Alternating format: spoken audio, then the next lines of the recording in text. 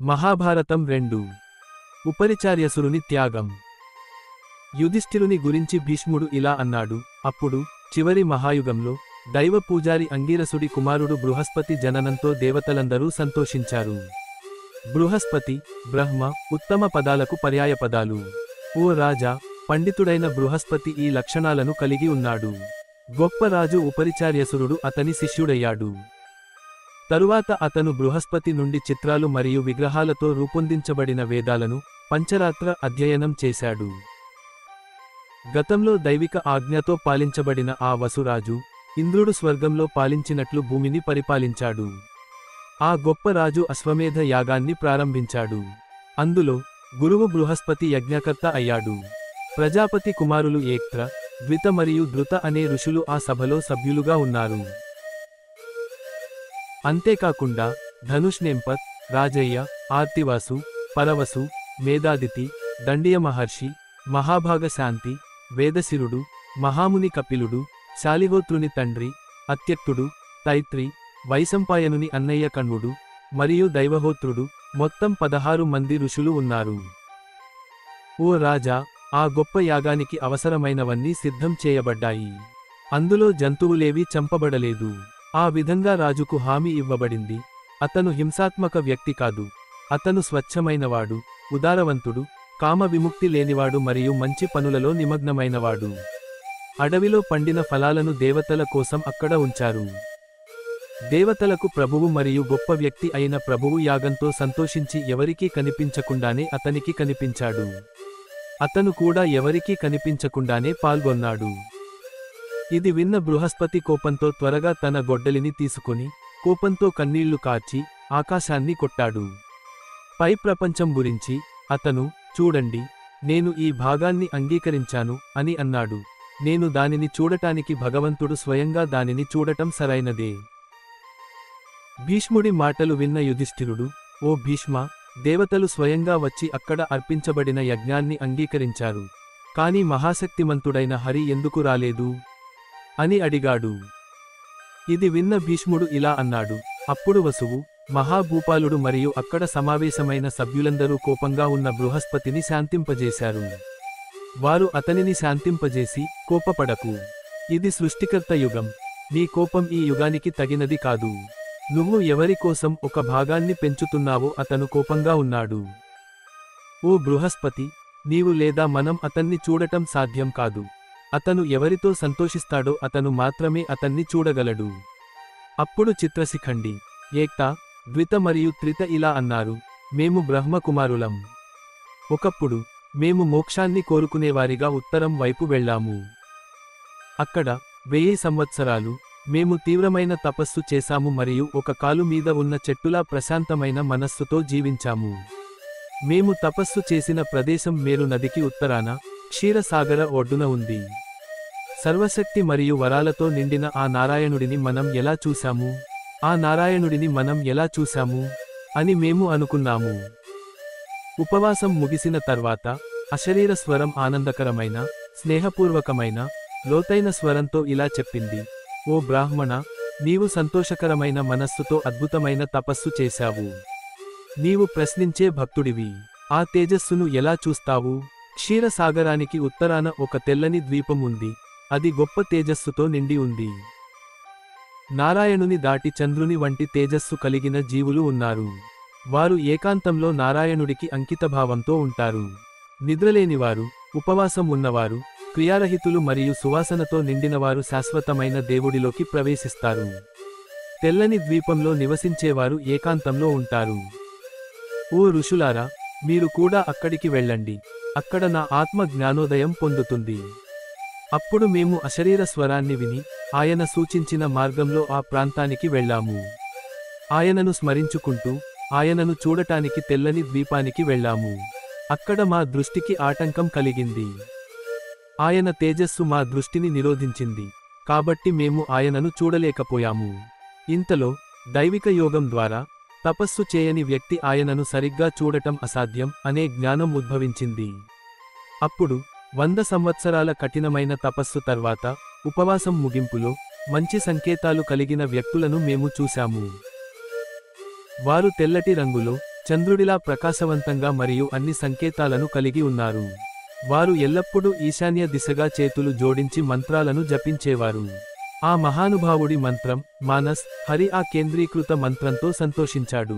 యుగాంతంలో సూర్యుడు ప్రకాశించినట్లే అక్కడి ప్రజలందరూ సమానంగా ప్రకాశించారు. ఆ ద్వీపం తేజస్సుకు నిలయం అని మేము భావించాము. అక్కడ ఎవరూ లేరు, అందరికీ సమానమైన తేజస్సు ఉంది. ఓ బృహస్పతి దేవా, వేలాది సూర్యులు ఒకేసారి ఉదయించినట్లు ఒక తేజస్సును మేము చూశాము. అప్పుడు అక్కడ ఉన్న ప్రజలు గుమిగూడి సంతోషంగా నమ అని అతని వైపు పరిగెత్తారు. అప్పుడు పెద్ద శబ్దం వినిపించింది. ఆ ప్రజలు ఆ దేవతకు నైవేద్యాలు అర్పిస్తున్నారు. మా మనసులు ఆ తేజస్సులో మునిగిపోయాయి. దృష్టి కోల్పోయిన మేము ఏమీ చూడలేకపోయాము. ఒకే ఒక్క మాట బిగ్గరగా వినిపించింది. జితం తే పుండరీకాక్ష నమస్తే విశ్వభవన నమస్తేస్తు హృషికేశ మహాపురుష్ పూర్వజ పుండరీకాక్ష. నీకు నమస్కారం విశ్వభవన, మీకు నమస్కారం. అన్ని మహానుభావుల పూర్వీకుడైన హృషికేశుడా, మీకు నమస్కారం. ఈ మాట మాకు అందమైన స్వరంలో వచ్చింది. ఇంతలో గాలి వివిధ రకాల సువాసనలను మోసుకెళ్లి స్వచ్ఛమైన దివ్య పుష్పాలను మరియు చర్యకు ఉపయోగపడే ఔషధ మొక్కలను తీసుకువచ్చింది. 5 ఋతువులలో నిపుణులు అయిన ఆ ఒంటరి పురుషులు వారితో ఆ హరి పూజను చేయడం ప్రారంభించారు. వారు ఆయనను ఇలా స్తుతించినందున భగవంతుడు అక్కడికి వచ్చి ఉండాలి. కాని మేము వారి మాయాజాలానికి మంత్రముగ్ధులమై ఆయనను చూడలేకపోయాము. ఓ బృహస్పతి ప్రభువా, గాలి ఆగిపోయి పూజ ముగిసినప్పుడు మేము ఆందోళన చెందాము మరియు అశాంతి చెందాము. పుట్టుకతో పవిత్రమైన ఆ వేలాది మంది పురుషులలో వారిలో ఎవరూ మనస్సుతో లేదా కళ్లతో మాకు నివాళులర్పించడానికి తిరిగి రాలేదు. వారు ఆరోగ్యకరమైన ఋషులు. వారు ఏకాభిప్రాయాన్ని పాటించారు. ఆయన బ్రహ్మ స్థితిలో ఉన్నందున ఆయన మనపై తన మనస్సును కేంద్రీకరించలేదు. అప్పుడు చాలా అలసిపోయి, తపస్సు నుండి చాలా అలసిపోయిన మా గురించి ఒక నిరాకార జీవి ఇలా అన్నాడు. ప్రభువు ఇలా అన్నాడు, మీరు ఇంద్రియాలు లేని ఈ తెల్లవారిని చూశారా? ఈ ద్విజయులను చూడటం దేవుడిని చూసినట్లే. ఓ ఋషులారా, మీరందరూ ఈ ప్రదేశం వదిలి మీరు వచ్చిన దారిలోనే తిరిగి రావాలి. భక్తుడు కాని వ్యక్తి ఆ దేవుడిని చూడటం అసాధ్యం. చాలా కాలం తర్వాత అతను ఆ ప్రకాశవంతమైన మరియు అర్థమయ్యే దేవుడిని చూస్తాడు. ఓ ద్విజయులలో శ్రేష్ఠుడా, మీరు చేయవలసిన గొప్ప పని ఉంది. ఈ కార్యయుగం ముగిసినప్పుడు మీరు దేవతల పనిని చేయడంలో సహాయపడతారు. అది మతాన్ని కూడా మారుస్తుంది. అప్పుడు అమృతం వంటి ఆ అద్భుతమైన పదాలను విని మేము అతని నైవేద్యాన్ని తీసుకొని కోరుకున్న లోకానికి తిరిగి వచ్చాము. ఓ బృహస్పతి, ఇంత తీవ్రమైన తపస్సు మరియు ఉద్వేగభరితమైన కవిత్వం తర్వాత మేము ఆ దేవుడిని చూడలేదు. మీరు అతన్ని ఎలా చూశారు? నారాయణుడు గొప్ప దేవుడు. ఆయన విశ్వ సృష్టికర్త, దైవిక కవితలను ఇచ్చేవాడు, అవ్యక్తుడు, దేవతలచే పూజించబడినవాడు. 1, 2, 3 మరియు సంఖ్య అనే పదాలతో సంతోషించిన ఉదార బృహస్పతి యాగం పూర్తి చేసి దేవతలను పూజించాడు. యాగం ముగిసినప్పుడు వసురాజు కూడా తన ప్రజలకు సేవ చేస్తున్నాడు. అతను బ్రాహ్మణుల శాపం కారణంగా స్వర్గం నుండి పడి భూమికి దిగివచ్చాడు. ఓ రాజా శారదులా, సత్యం మరియు మతంలో మునిగిపోయి ఎల్లప్పుడూ మతానికి అంకితభావంతో ఉన్న ఆ రాజు నారాయణ నామాన్ని జపిస్తూ భూమిలోకి ప్రవేశించి ఆయన కృపతో తిరిగి లేచాడు. అతను భూమి నుండి బ్రహ్మస్థానాన్ని ఆక్రమించి అతి ముఖ్యమైన మరియు అత్యున్నతమైన స్థానాన్ని, పరమపదాన్ని పొందాడు. ఉపికారవాసుని అవరోహణ మరియు పునరుత్థానం యాస్టరిస్. అప్పుడు అతను యుధిష్ఠిరుడిని ఇలా అన్నాడు, ఓ తాత, ఉపకారవాసుడు శాశ్వత భాగవతానికి గురువు అయినప్పటికీ భూమిని ఎందుకు చీల్చాల్సి వచ్చింది? చెప్పు.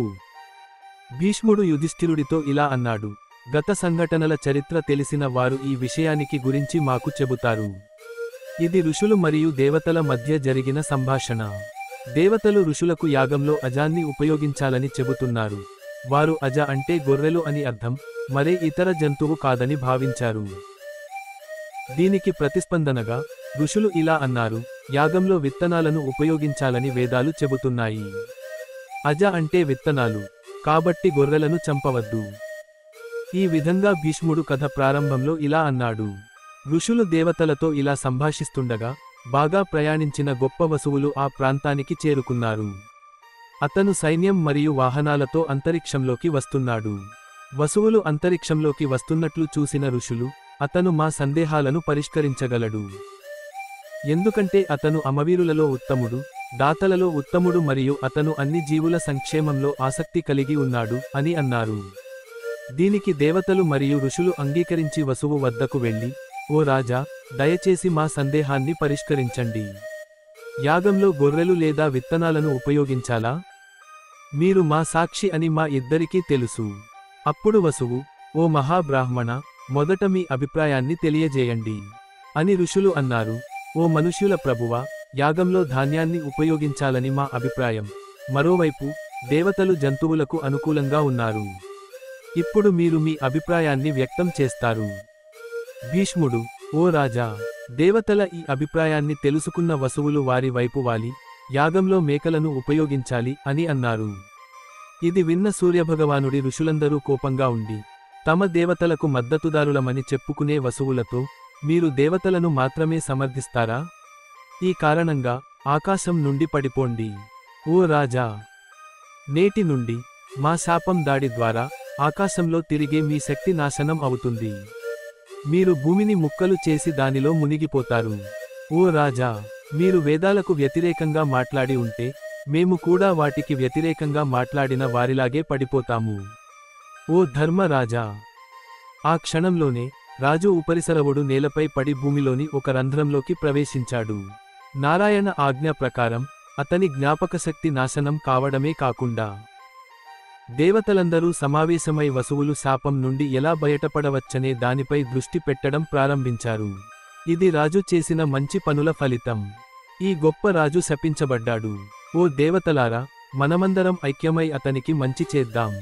దీని గురించి ఆలోచిస్తూ వారందరూ ఏకగ్రీవంగా ఉపరిసర వసువు వద్దకు వెళ్లి సంతోషంగా ఇలా అన్నారు. నువ్వు బ్రాహ్మణుడివి, దేవతల భక్తుడివి, శ్రీహరి అన్ని సురాసురులకు గురువు. ఆయన సంతోషిస్తే నేను నిన్ను శాపం నుండి విముక్తి చేయను, కాని నువ్వు ఉత్తమ బ్రాహ్మణులను గౌరవించాలి. ఓ రాజులలో ఉత్తముడా, వారి తపస్సు ఖచ్చితంగా ఫలిస్తుంది. అందుకే నువ్వు అకస్మాత్తుగా స్వర్గం నుండి భూమికి పడిపోయావు. మేము నీకు ఒక వరం ఇస్తాము. ఓ పాపరహితుడా, శాపం కారణంగా నువ్వు గుహలో ఉన్నంతకాలం ధర్మ బ్రాహ్మణులు యజ్ఞంలో అర్పించిన వసోధరను తీసుకోవాలి. నువ్వు భూమిపై ఉన్న గుహలో ఉండి మమ్మల్ని ధ్యానం చేస్తున్నప్పుడు నీకు ఎటువంటి బాధ కలగకూడదు. నీకు ఆకలి లేదా దాహం కలగదు. నీ చుట్టూ తేజస్సు ఉన్నందున ఇదంతా నీకు జరుగుతుంది అని చెబుతూ వసోధరను త్రాగండి. మా వరం యొక్క శక్తితో దేవతలు నిన్ను చూసి సంతోషించి బ్రహ్మలోకానికి తీసుకెళ్తారు అని చెప్పి దేవతలు మరియు సన్యాసులు రాజుకు వరం ఇచ్చి తమ తమ స్థానాలకు తిరిగి వెళ్లారు. ఓ ధర్మరాయణ! ఆ సమయంలో వసువులు శ్రీ విశాక్ష స్వామిని పూజిస్తున్నారు. వారు నారాయణుని నోటి నుండి వెలువడే మంత్రాలను జపిస్తున్నారు. వారు భూమి గుహలో ఉన్నప్పుడు కూడా 5 ఋతువుల పాటు 5 యజ్ఞాలు చేస్తూ శ్రీహరిని పూజిస్తున్నారు. తన భక్తులకు మరియు జీవితానికి వరాలను ప్రసాదించే శ్రీమహావిష్ణువు తన గొప్ప వేగం మరియు మధురమైన స్వరంతో గరుడుడిని సంతోషపెట్టి, పక్షుల రాజు అయిన గరుడతో, ఓ అదృష్టవంతుడైన పక్షి, తన కఠినమైన ప్రమాణాలను పాటించే నీతిమంతుడైన రాజు వసువు బ్రాహ్మణుల కోపం కారణంగా భూమికి దిగివచ్చాడు. ఇప్పుడు అతను ఆ మహానుభావుడిని పూజించాడు. భూగర్భంలో దాగి ఉన్న వ్యక్తి వద్దకు వెళ్లి వెంటనే అతనికి సేవ చేయండి. ఇది నా ఆజ్ఞ. ఆయన ఇలా అన్నాడు. అప్పుడు గాలి వేగంతో గరుడు బసు రాజు ఉన్న భూమిలోని రంధ్రంలోకి ప్రవేశించాడు. అప్పుడు బినాద కుమారుడు అతన్ని పైకి లేపి ఆకాశంలోకి ఎగిరి అక్కడే వదిలివేశాడు. ఆ క్షణంలోనే ఉపరిసారుడు తన పూర్వ జ్ఞానాన్ని తిరిగి పొందాడు. అదే శరీరంలో ఆ మహానుభావుడు బ్రహ్మలోకాన్ని పొందాడు. ఓ గౌండేయ! ఈ ఇద్దరి శాపం వల్ల అంత గొప్పవాడు కూడా అపవిత్రుడయ్యాడు. కాని దేవదేవుడైన హరిని పూజించడం వల్ల అతను త్వరలోనే శాపం నుండి విముక్తి పొంది బ్రహ్మలోకాన్ని పొందాడు. మనిషి ఎలా జన్మించాడో, నారదుడు శ్వేద్వీపానికి ఎలా వెళ్లాడో ఇక్కడ నేను మీకు చెప్తాను. ఏకమనస్సుతో వినండి. నారదుడు భగవంతుడిని స్తుతిస్తాడు. తెల్లని ద్వీపంలోకి ప్రవేశించినప్పుడు నారదుడు తెల్లని రంగులో మరియు చంద్రుడిలా ప్రకాశవంతంగా ఉన్న అదే జీవులను చూశాడు. అతను వారిని పూజించాడు. తన మనస్సుతో వారిని పూజించాడు. వారిచే పూజించబడ్డాడు మరియు భగవంతుడిని చూడాలనే ఆతృతతో జపంలో మునిగిపోయాడు. కష్టపడి పనిచేశాడు. తన మనస్సును కేంద్రీకరించాడు. చేతులు పైకెత్తి తనను తాను ఉపసంహరించుకున్నాడు మరియు విశ్వం, భౌతికం మరియు అభౌతిక ఆత్మ అయిన భగవంతుడికి ఈ పాట పాడాడు. నమస్తే ఓ ప్రభు, అభౌతికం, అభౌతికం, సాక్షి, క్షేత్రాన్ని తెలిసినవాడు, సర్వోన్నతుడు, అనంతుడు, మనిషి, గొప్ప వ్యక్తి, పరాక్రమవంతుడు, మూడుసార్లు ప్రభావవంతమైనవాడు, అమరుడు, అమరుడు, అమరుడు, శాశ్వతుడు, శాశ్వతుడు, ప్రభువు ప్రపంచ మనస్సు, మారుత్ మార్గం, సలిల్ మార్గం, పృథ్వీ మార్గం, దిశ తూర్పు నివాస గుహ బ్రహ్మ పూజారి బ్రహ్మకైక, మహారాజిక చతుర్మహారాజిక, బాసుర, మహాబాసుర సప్త మహాభాగ, సప్త మహాహస్వర, యమ, మహాయామ, ఒక మార్గదర్శకుడు తుషిత్ మహాదుషిత్, బలోపేతం చేయడం, అసంపూర్ణమైన వాస్వర్త సృష్టి, అసంపూర్ణమైన వాస్వర్త, అవశావర్త, త్యాగం, మహాయజ్ఞ త్యాగం, త్యాగం గర్భం, త్యాగం హృదయం, కీర్తి, త్యాగం, 5 త్యాగాలు, 5 యుగాల సృష్టికర్త, 5 రాత్రుల వైకుంఠం, అజేయుడు, మన నామం పేరు, దేవుడు, సుప్రసిద్ధుడు, హంస, మహారాజ హంస, మహారాజ హంస, ఉన్నతమైన అత్యున్నత త్యాగం, సాంఖ్య యోగం, సాంఖ్య అవతారం, అమృత, కిరణ, దేవుడు, కుశ, బ్రహ్మ, పద్మ, విశ్వేశ్వర, విశాల ప్రపంచం, అగ్నిశ్వాస, అగ్ని ముఖం గల అగ్ని, అగ్నిని మోసేవాడు, రథం, అగ్ని శ్వాస, అగ్ని శ్వాస, అగ్ని శ్వాస, అగ్ని శ్వాస, అగ్ని శ్వాస, తపస్సు, మనస్సు, చంద్రునితో నిండిన కన్ను, సామ్రాజ్యం, సూర్యుడు, దిశ ఆకాశం, దిశ ఆకాశం, జ్ఞానం, శిరస్సు, మొదటి త్రిమూర్తులు, రంగు, 5 సార్లు, 3 సార్లు, 6 సార్లు, అంతులేని ఆనందం, ఆనంద, అనాథే, ఆమోదయోగ్యం కానిది, వ్యక్తపరచబడని మధ్యస్థం, వ్యక్తపరచబడని మనస్సు, ఉపవాసం, సముద్రంలో నివసించడం, కీర్తి, శుభప్రదం, శుభప్రదం, అహంకారం, గమ్యస్థానం, నివాసం, విద్యాభాష, కీర్తిభాష, శ్రీభాష, ప్రతిచోటా వాసుదేవుడు, ప్రతిదీ కారకారి, హరిహ్య, హరిమేధ, మహాయజ్ఞాభాకర, వరప్రత, సుఖప్రత, ధనప్రత, హరిమేధ, యమ, నియమం, మహానాయం, క్రచ్చ, నిండిన జనసమూహం, మహాక్రాష్, ప్రతిదీ పేద, చట్టం, విశ్రాంతి యొక్క భ్రాంతి, నివృత్తధర్మ, నిప్రవర్గత, సామెత, ప్రశ్నార్థకమైన ధోరణి, ప్రవివేదక్రియ, రండి, అన్ని తలుపులు, అన్నీ చూస్తున్నారు, ఆగ్రహాయ, కదలని, మహావిభూతి, మహాత్మా శరీరం, పవిత్రమైనది, అత్యంత పవిత్రమైనది, హిరణ్యము, విస్తారమైనది, అజేయుడు, అజేయుడు, బ్రాహ్మణుడు, పురుషుల సృష్టికర్త, ప్రజలను ఇచ్చేవాడు, గొప్ప భ్రమకారుడు, పండితులు, యోగులు, చిత్రసిక యొక్క, పురతశపకర, బల్లాడ్ జెండా, చిన్న కృష్ణ, చిన్న సంశయ, సర్వతూరత్త, బ్రాహ్మణరూప, బ్రాహ్మణప్రియ, విశ్వమూర్తే, మహామూర్తే, వనభక్తవత్సల, బ్రహ్మణ్యదేవ, పక్షోష్టమస్తిత్రీక్షురేకాంత దర్శన్, నమో నమ. ఆ విధంగా నారద ఋషి రహస్యమైన మరియు నిజమైన నామంతో ప్రశంసించబడ్డాడు మరియు విశ్వప్రభువు, విశ్వం యొక్క స్వరూపుడు, ఆ ఋషికి కనిపించాడు. అతను ఒకవైపు చంద్రుని కంటే స్వచ్ఛంగా, మరోవైపు చంద్రుని కంటే ప్రకాశవంతంగా ఉన్నాడు. ఒకవైపు అతను కొంచెం కఠినంగా, మరోవైపు నక్షత్రం రంగులో, మరోవైపు చిలుక ఈక యొక్క మెరుపుతో, మరియు మరోవైపు అతను స్ఫటికంలా ప్రకాశించాడు. ఒకవైపు అతను విద్యుదీకరించబడ్డాడు, మరోవైపు అతను బంగారు రంగులో ఉన్నాడు. ఒకవైపు అతను పగడపు మొగ్గలా, మరోవైపు తెలుపు, మరోవైపు బంగారు, మరోవైపు నీలం, నీలం, ఇంద్రుడిలా నీలం, నెమలి మెడల, మరియు ముత్యాల దండ, ఇవన్నీ అతని విభిన్న రంగులు. ఆ శాశ్వత జీవికి 1000 చేతులు, 100 తలలు, 1000 కాళ్ళు, 1000 కడుపులు మరియు చేతులు ఉన్నాయి మరియు మరొక వైపు అతను అవ్యక్తంగా ఉన్నాడు. అతను ఒక నోటితో ఓనుచ్చరించాడు మరియు సావిత్రి మంత్రాన్ని కూడా జపించాడు. తన మరొక నోటితో అతను 4 వేదాలను పఠించాడు మరియు హరి నారాయణ అరణ్యకాన్ని పఠించాడు. ఆయనే యజ్ఞం చేసిన వ్యక్తి, బలిపీఠం, కమండలం, తెల్లని రత్నాలు, గంధం, కుష్ గడ్డి, ఈటెలు, కర్రలు మరియు మండుతున్న నిప్పును మోసుకెళ్లాడు. ఇద్దరిలో ఉన్నతుడు దీనితో సంతోషించి నారదుడితో ఇలా అన్నాడు: ఓ ప్రభు, ఈ రోజు నా తపస్సులు మరియు ఆజ్ఞలన్నీ నెరవేరాయి. ఎందుకంటే నేను నిన్ను చూశాను, ఓ ప్రభూ. నేను నిన్ను చూశాను, ఓ శాశ్వతమైన, సార్వత్రిక, సర్వశక్తిమంతుడైన, ఓ ప్రభూ. ఇది గొప్ప వరం. భీష్ముడు ఇలా అన్నాడు. బ్రహ్మకుమారుడు నారదుడు అతన్ని చూసి ఇలా అన్నాడు, ఓ నారదా! ఆలస్యం చేయకు. ఈ అమరుడు, ఉపవాసం ఉండి చంద్రుడిలా ప్రకాశిస్తున్న ఈ వ్యక్తులు నా భక్తులు. వారు ఏక మనస్సుతో ధ్యానం చేయనివ్వండి. వారిని ఏదీ అడ్డుకోనివ్వండి. ఈ అద్భుతమైన పరిపూర్ణ ఆత్మలు గతంలో ఒంటరిగా ఉండేవి. వారిలో చీకటి లేదా కోరిక లేదు. వారు నాలోకి ప్రవేశిస్తారు. దానిలో ఎటువంటి సందేహం లేదు.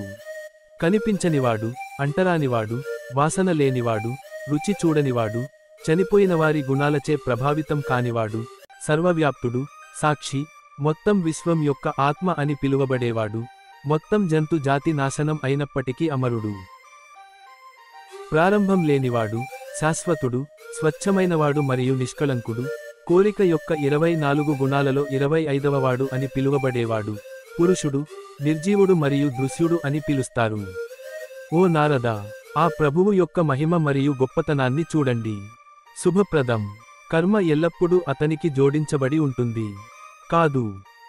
సత్యం, అభిరుచి మరియు కామం దాని ఏకైక వ్యక్తీకరణలు. పరమ పురుషుడు.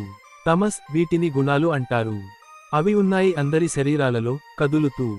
క్షేత్రాన్ని తెలిసినవాడు వాటిని అనుభవిస్తాడు మరియు ఈ గుణాలు అతన్ని అనుభవించలేవు. అతను నిష్కళంకుడు, గుణాలను వినియోగించేవాడు, గుణాలను సృష్టించేవాడు, గుణాలకు అతీతుడు. ఓ దేవతల రాజా, అన్ని గుణాల సృష్టికర్త. పూజా స్థలం అయిన భూమి అగ్నిలో కరిగిపోతుంది. అగ్ని గాలిలో కరిగిపోతుంది. గాలి ఆకాశంలో కరిగిపోతుంది. ఆకాశం మనస్సులో దాగి ఉంటుంది. గొప్పది మనస్సు, అవ్యక్తంలో దాగి ఉంటుంది. ఓ బ్రహ్మ! అవ్యక్తమైనది నిరాకార పురుషుడిలో కరిగిపోతుంది. ఆ శాశ్వత పురుషుడి కంటే గొప్పది ఏదీ లేదు. ఆ ఒక్క పురుషుడు, శాశ్వతమైన వాసుదేవుడు తప్ప ప్రపంచంలో వేరే జీవి లేదా కదిలే అస్తిత్వం లేదు.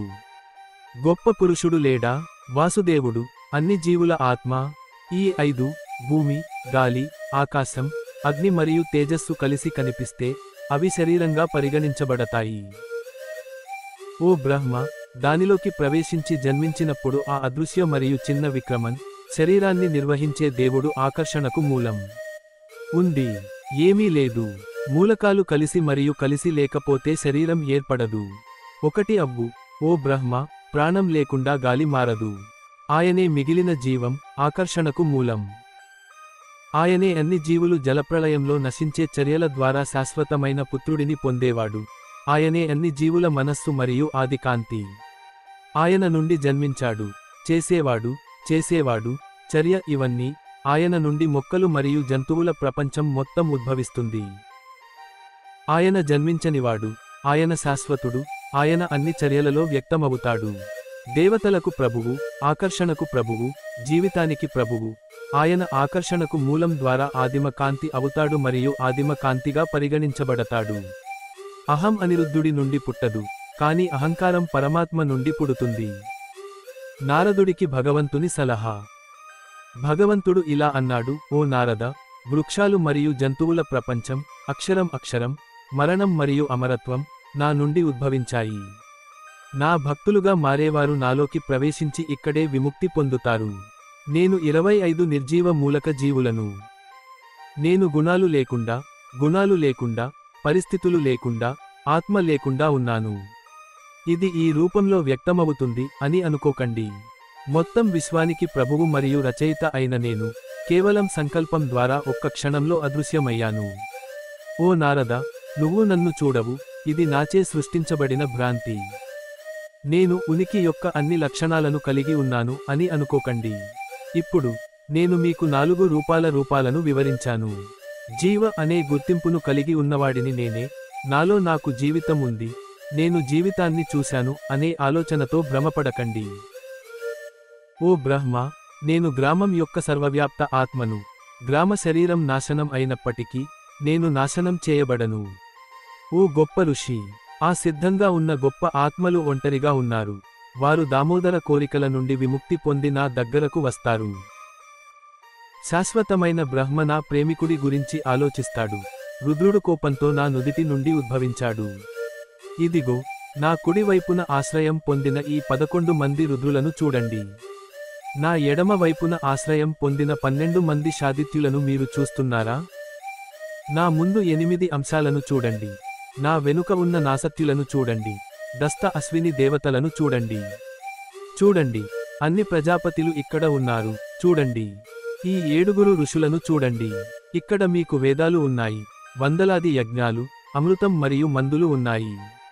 మీరు తపస్సు చూశారా? నియమాలు, వివిధ విషయాలు. యముడు, అష్టేశ్వర్యుడు, శ్రీ, లక్ష్మి, కీర్తి, పృథ్వీ మరియు కాకుదతి అందరూ ఒకే చోట దిగివచ్చినట్లు మీరు చూశారా? నాలో వేదాలకు తల్లి అయిన సరస్వతి దేవతను చూడండి. నారద, పరమ నక్షత్రాన్ని చూడండి. ధ్రువ, ఆకాశంలో కదిలే కాంతి. ఓ మర్త్యలోకం, మేఘాలు, సముద్రం, సరస్సులు మరియు నదులను చూడండి. ఓ మర్త్యలోకం, ఈ 4 తండ్రులను చూడండి. ఈ 3 నిరాకార సమూహాలను చూడండి. ఓ ఋషి, తండ్రులు దేవతల కంటే గొప్పవారు. నేను దేవతలు మరియు పితరుల అసలు తండ్రిని. నేను హయగ్రీవుడు, ఉత్తర సముద్రంలో భక్తితో సమర్పించబడిన నైవేద్యాలు మరియు పద్యాలను తాగుతాను. గతంలో నా కడుపులో జన్మించిన బ్రహ్మ ఒక యజ్ఞం చేసి నన్ను పూజించాడు. అతన్ని చూసి సంతోషించి నేను అతనికి అత్యున్నత వరం ఇస్తాను. కల్ప ప్రారంభంలో అతను నా కొడుకుగా మరియు అన్ని లోకాలకు ప్రభువుగా ఉండుగాక. అతను కీర్తికి పర్యాయపదంగా ఉండుగాక. అలా ఉండనివ్వండి.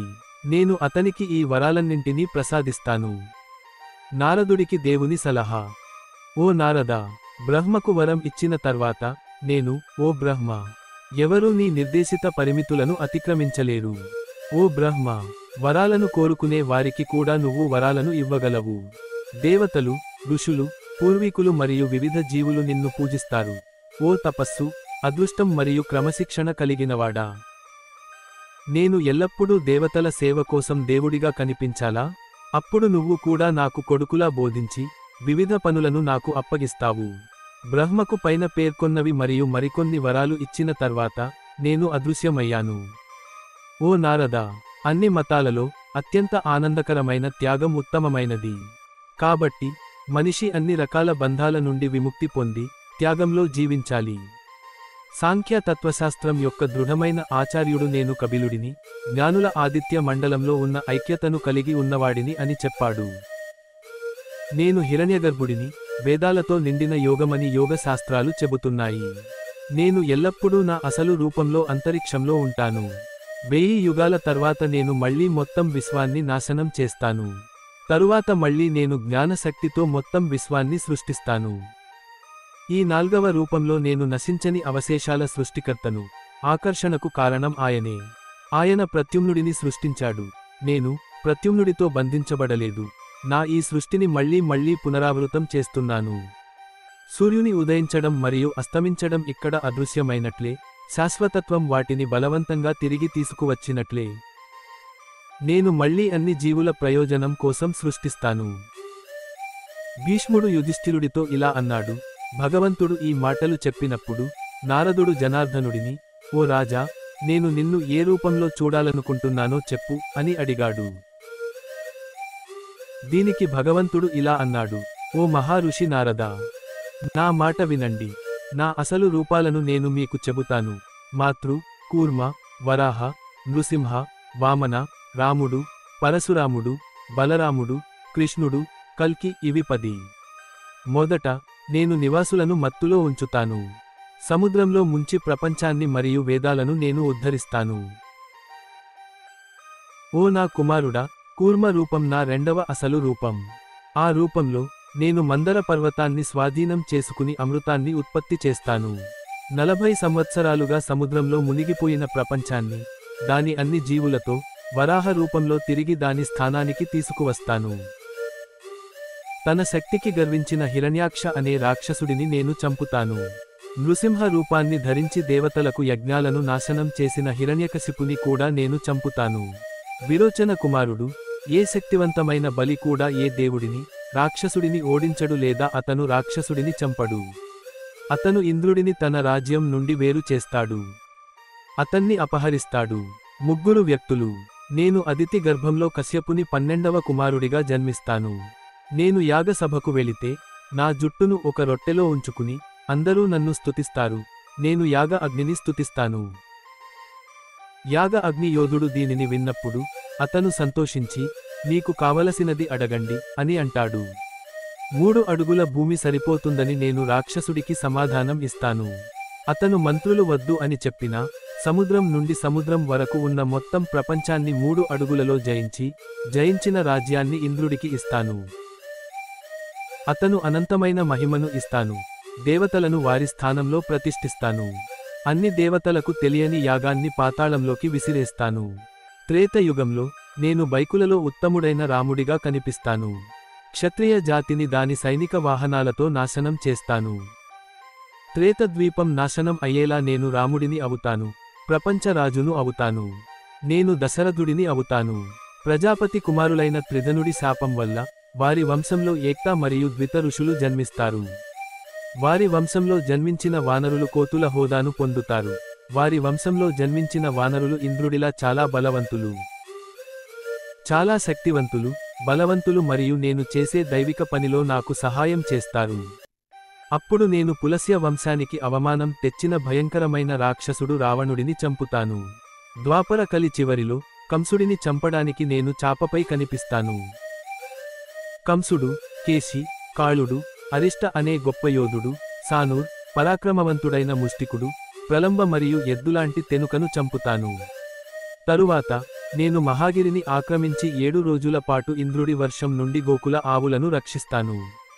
తరువాత వర్షం ఆగిపోయినప్పుడు నేను ఇంద్రుడితో కూడా మాట్లాడుతాను. అక్కడ దేవుడిని ద్వేషించే అనేక మంది రాక్షసులను చంపిన తర్వాత నేను కుశస్థలిని ద్వారక నగరంగా చేస్తాను. అక్కడ నివసించే నరకుడు, మురసుడు మరియు పీఠ అనే రాక్షసులను నేను చంపుతాను మరియు అదితికి భయంకరమైన పని చేస్తాను. నేను ఆ రాక్షసులను చంపుతాను. చంపిన తర్వాత వారిని నేను అందమైన ప్రకోదిష్య నగరాన్ని దాని సంపదతో సహా తీసుకుంటాను. కుశస్థలి, నేను రాక్షసుడిని విడిపిస్తాను. ఓడికలో జన్మించిన రాక్షసుడు, నా మనవడి కోసం నేను సోనిత్పూర్కు వెళ్లి బాణాసురుడితో ఒక గొప్ప యుద్ధంలో పాల్గొంటాను. లోకం పూజించే మహేశ్వర దేవతలను మరియు బాణాసురుడి స్నేహితుడు మహాసేనుడిని నేను ఓడిస్తాను. అప్పుడు నేను బలికుమారుడు సహస్రబాహు అంబను ఓడించి సౌపనగరంలోని అందరినీ నాశనం చేస్తాను. డబుల్ లైట్తో నివసించే మరియు కర్క తేజస్సుతో నిండిన కలయవుడు కూడా నా చేత చంపబడతాడు. అన్ని రాజులకు శత్రువు అయిన శక్తివంతమైన రాక్షసుడు జరాసంధుడు కిరిపరాజ రాజు అవుతాడు. అతను కూడా నా జ్ఞానం ప్రభావంతో చంపబడతాడు. ధర్మపుత్ర యాగంలో శిశుపాలుడిని నేను చంపుతాను. ప్రపంచంలోని అన్ని శక్తివంతమైన రాజులు నాతో ఉన్నప్పుడు ఇంద్రుడి కుమారుడు అర్జునుడు నాకు సహాయకుడిగా ఉంటాడు. అప్పుడు నేను యుధిష్ఠిరుడిని అతని సోదరులతో అతని రాజ్యంలో స్థాపించాను. దేవుని రూపాలు, నరుడు, నారాయణుడు మరియు 2 ఋషులను ప్రజలు లోకానికి క్షత్రియులు అని పిలుస్తారు. నేను స్వచ్ఛందంగా ప్రపంచ భారాన్ని తగ్గించి నాశనం చేస్తాను. సప్తముఖ ద్వారక మరియు నాకు తెలిసిన వారందరూ. ఈ విధంగా అనంతమైన కర్మలు చేసిన నేను, 4 ముఖాలు కలిగిన నేను, బ్రహ్మ సంతోషించే ప్రజల వద్దకు వెళ్తాను. ఓ ద్విముఖ మనస్సు, హంస, కాకి, మధ్వుడు, పంది, నరసింహ, వామన, రాముడు, దశరథుడు, సత్వుడు, కల్కి ఇవన్నీ నా అసలు రూపాలు. వేదాలను కోల్పోకుండా నేను రక్షించాను. అందువలన క్రతుయుగంలో నేను వేదాలను మరియు శృతులను ప్రపంచానికి అంకితం చేశాను. నా మంచి ఆలోచనలు చాలా వెనుకబడిపోయాయి. వారు తమ ప్రాపంచికతను విడిచిపెట్టారు. వారి పనిని పూర్తి చేసిన తర్వాత వారు తమ అసలు రూపానికి తిరిగి వచ్చారు. బ్రహ్మ కూడా నా ఈ దర్శనాన్ని పొందడు. ఒంటరిగా ఉన్న నీకు అలాంటి దర్శనం లభిస్తుంది. ఓ నా భక్తుడా, గత మరియు భవిష్యత్తు సంఘటనలన్నింటినీ రహస్యంగా మీకు వెల్లడిస్తున్నాను. నేను మీకు చెప్పాను. మహాభారతం 3 వస్తోంది.